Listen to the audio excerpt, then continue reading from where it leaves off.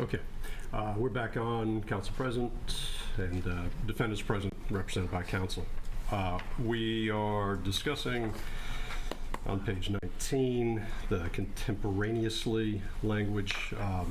Yes, so tell you how the court's going to charge this. I don't read the statute the same way as the defense. There's I read into the statute. The first line addresses both felonies and misdemeanors. The second sentence narrows that then down to felonies. It doesn't discount misdemeanors. It just says in the case of felonies, if there's an escape going on, then the arrest can be effectuated. The way I read that is if it's a misdemeanor, the guy can be arrested, guy, gal, whoever it is, can be arrested by whoever is effectuating the citizen's arrest. But if they run, then you can't go chasing after misdemeanors. In the case of a felony, you can. And a person who is chasing somebody who's escaping on a felony that is justified upon reasonable and probable grounds for suspicion can effectuate the arrest.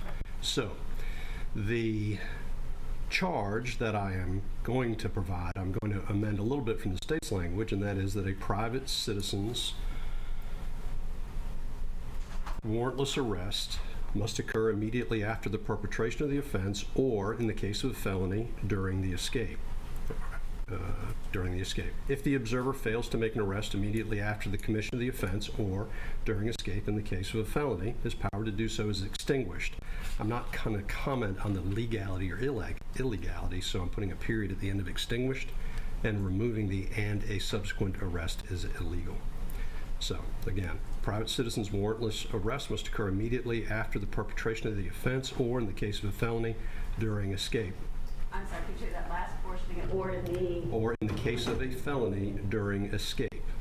If the offender fails to make the arrest immediately after the commission of the offense or during escape in the case of a felony, his power to do so is extinguished. That's what the court intends to charge. I understand there's an exception from the defendants. Judge, if you charge the jury the way you're contemplating, you are directing a verdict for the state. You are rendering the second sentence in which it describes reasonable and probable grounds of suspicion meaningless. It's in there presumably for a purpose. It's a different burden than immediate knowledge or presence. And so I would urge the court to reconsider and eliminate this, let the state argue what they're going to argue.